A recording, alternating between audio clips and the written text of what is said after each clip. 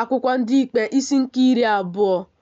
Ụmụ Izrel niile wee pụta, wee kpọkọta nzukọ Izrel dịka otu nwoke, site na Dan wee ruo Bịasheba, ha n'ala Gilead, n'ebe Jehova nọ na Mizpa. Ndị isi ndị Izrel niile bụ ebo niile nke Izrel wee guzo onwe ha n'ime mkpokọta ndị Chineke, ọgụ nnu ọgụ ụzọ abụọ na ọgụ nnu ụzọ iri, bụ ndị ji ụkwụ eje, ndị na-amịpụta mma agha. Ma ụmụ Benjamin nụrụ na ụmụ Izrel arịgowo ruo Mizpa. Ụmụ Izrel wee sị, "Kwuonụ ihe ọjọọ a, o si aṅaa dị?" Nwoke ahụ bụ onye Livayị dị nwaanyị ahụ nke e gburu egbu wee zaa sị, "Ọ bụ Gibea nke dịrị Benjamin ka m bịara. Mụ onwe m na iko nwaanyị nọ ọnọdụ abalị. Ndị nwe Gibea wee bilie megide m, gbaa ụlọ gburugburu megide m n'abalị. Nwoke ha chere igbu iko nwaanyị ka ha wedakwara n'ala, o wee nwụọ. M wee jide iko nwaanyị, bụọ ya abụọ, zisa ya n'ọhịa niile nke ala nketa Izrel, n'ihi na ha emewo ihe nzube ọjọọ na ihe nzuzu n'Izrel. Lee, unu niile bụ ụmụ Izrel, wepụtanụ okwu na izu n'onwe unu n'ebe a." Ndị Izrel wee bilie dịka otu nwoke si, "Anyị agaghị eje, onye ọbụla n'ụlọ ikwu ya. Anyị agaghị ewezugakwa onwe anyị, onye ọbụla ịba n'ụlọ ya. Ma ugbu a, nke a bụ ihe anyị ga-eme Gibea. Anyị ga-arịgoro imegide ya n'ofufe nza. Anyị ga-ewerekwa ndị ikom 10 n'ime ọgụ 5 nke ebo niile nke Izrel, na ọgụ 5 n'ime nnu abụọ na ọgụ 10, na nnu abụọ na ọgụ 10 n'ime ọgụ nnu na nnu 5, iwetara ndị Izrel ihe oriri ụzọ, ka ha wee mee mgbe ha bịaruru Geba Benjamin, dịka ihe nzuzu niile si dị nke ha meworo n'Izrel. Ndị ikom niile nke Izrel wee chịkọta onwe ha imegide obodo ahụ dịka otu nwoke, ka ejikọtara ha n'otu.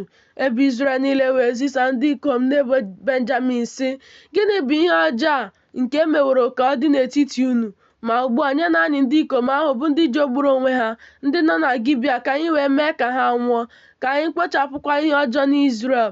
Ma ụmụ Benjamin ekweghị ige ntị olu ụmụnne ha bụ ụmụ Izrel. Ụmụ Benjamin wee si n'obodo niile ha chịkọta onwe ha ruo Gibea ịpụ ibuso ụmụ Izrel agha. Ụmụ Benjamin wee gụkọta onwe ha n'ụbọchị ahụ site n'obodo niile ha, ọgụ nnu ụzọ 3 na nnu 5, bụ ndị ikom na-amịpụta mma agha, na-agụghị ndị bi na Gibea, ndị gụkọtara onwe ha nnu ndị ikom na ọgụ 15 ndị ahọpụtara ahọpụta. N'etiti ndị nke a niile, nnu ndị ikom na ọgụ 15 ndị ahọpụtara ahọpụta dị ndị na-eme aka ekpe. Onye ọbụla n'ime ha na-amata otu agịrị isi nkume, ghara ịmahie. Ma ndị ikom Izrel gụkọtara onwe ha ọgụ ụzọ abụọ na ọgụ nnu ụzọ 10, bụ ndị ikom na-amịpụta mma agha, na-agụghị Benjamin. Ndị a niile bụ ndị ikom agha. Ụmụ Izrel wee bilie rigoro Betel jụọ Chineke ase. Ha wee sị, "Onye ga-ebu ụzọ rigoro anyị ibuso ụmụ Izrel agha, ibuso ụmụ Benjamin agha?" Jehova wee sị, "Juda ga-ebu ụzọ." Ụmụ Izrel wee bilie n'ụtụtụ ma ụlọ ikwu ha megide Gibea. Ndị ikom Izrel wee pụọ ibuso Benjamin agha. Ndị ikom Izrel wee doo agha n'usoro imegide ha na Gibea. Ụmụ Benjamin wee si na Gibea pụta, bibiruo ala n'etiti Izrel. N'ụbọchị ahụ, ọgụ nnu ndị ikom ụzọ abụọ na nnu 15 ndị ahụ bụ ndị ikom Izrel wee mee onwe ha ka ha dị ike. Ha wee dokwa agha n'usoro ọzọ n'ebe ha doro onwe ha n'usoro n'ụbọchị mbụ. Ụmụ Izrel wee rigo, kwaa akwa n'ihu Jehova ruo anyasị. Ha wee jụọ Jehova sị, "M ga-abịarukwa nso ọzọ ibuso ụmụ Benjamin bụ nwanne m agha?" Jehova wee sị, "Rigonụ megide ya." Ụmụ Izrel wee bịara osi megide ụmụ Benjamin n'ụbọchị nke abụọ. Benjamin wee si na Gibea pụta izute ha n'ụbọchị nke abụọ ahụ. Ha wee bibie ọzọ ruo ala n'etiti ụmụ Izrel ọgụ nnu ndị ikom ụzọ abụọ na nnu 5 ndị a niile na-amịpụta mma agha. Ụmụ Izrel niile na ndị ahụ niile wee rigo bịaruo Betel, kwaa akwa, nọdụ n'ebe ahụ n'ihu Jehova, buo ọnụ n'ụbọchị ahụ ruo anyasị. Ha wee sụrụ aja nsure ọkụ na aja udo n'ihu Jehova. Ụmụ Izrel wee jụọ Jehova ase, n'ihi na n'ebe ahụ ka igbe ọgbụgba ndụ Chineke dị na mgbe ahụ. Finehas nwa Elieza nwa Erọn na-eguzokwa n'ihu ya na mgbe ahụ sị, "M ga-apụkwa ọzọ ibuso ụmụ Benjamin. M ga-apụkwa ọzọ ibuso ụmụ Benjamin bụ nwanne m agha, maọbụ m ga-aha?" Jehova wee sị, rigonu, n'ihi na echi ka m ga-enye ya n'aka gị. Izrel wee doo ndị na-eru mbi megide Gibea gburugburu.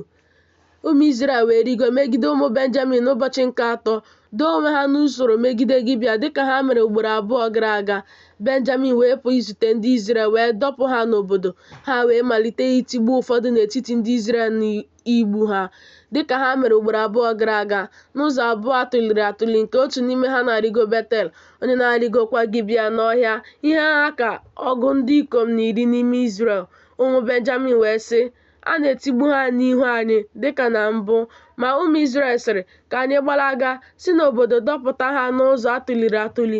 Ndị ikom niile nke Izrel wee si n'ọnọdụ ha bilie, doo onwe ha n'usoro na Baal-Tema. Ndị Izrel ndị na-eru mbi na-awapụtakwa n'ọnọdụ ha na Maregeba.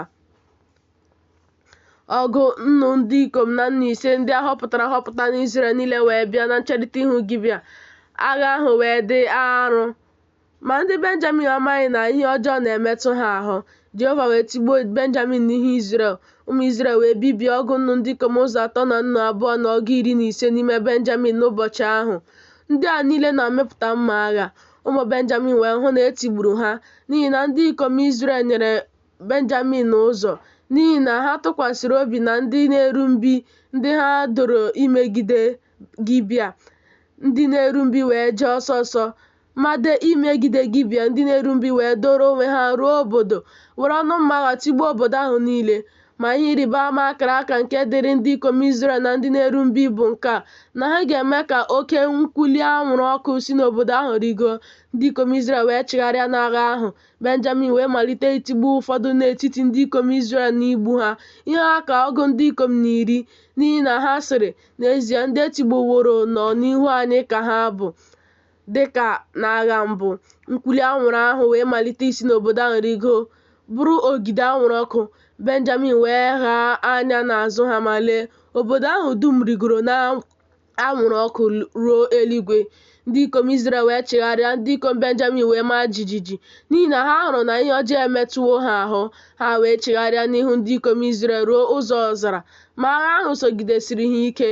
Ndị siri n'obodo niile pụta na-ebibi ha n'etiti ha. Ha wee gbaa Benjamin gburugburu, chụọ ha, zọkwasị ha ụkwụ n'ebe izu ike ha, ruo na ncherịta ihu Gibea n'akụkụ ọwụwa anyanwụ.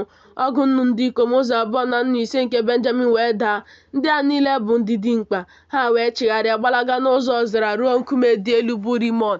Ha wee ghọrọ ha bụ nnu ndị ikom 12 na ọgụ 10 n'ụzọ atụliri atụli, wee sogidesie ha ike ruo Gidom, tigbuo n'ime ha nnu ndị ikom 5. Ndị niile ndị si na Benjamin daa n'ụbọchị ahụ dị ọgụ nnu ndị ikom 32 na ọgụ 10 ndị na-amịpụta mma agha. Ndị a niile bụ ndị dimkpa. Ma nnu ndị ikom na ọgụ 10 chigharịrị gbalaga n'ụzọ ọzara ruo nkume dị elu bụ Rimọn, nọdụ na nkume dị elu bụ Rimọn ọnwa 4. Ndị ikom Izrel wee laghachikwuru ụmụ Benjamin, were ọnụ mma agha tigbuo ha site n'obodo ndị ikom ruo anụ ụlọ na ihe ọbụla nke a chọtara achọta. Ọzọkwa, obodo niile nke ha chọtara, ha suru ha ọkụ.